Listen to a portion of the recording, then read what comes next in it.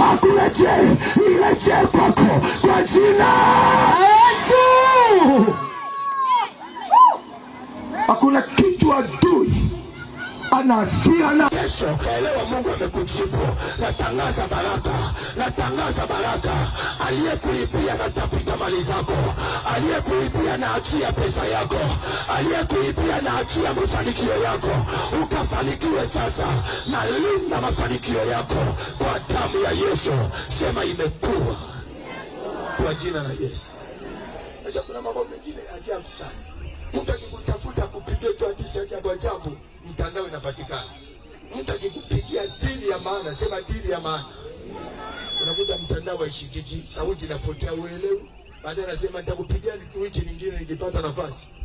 Mungu akupe dili itakao kuinua.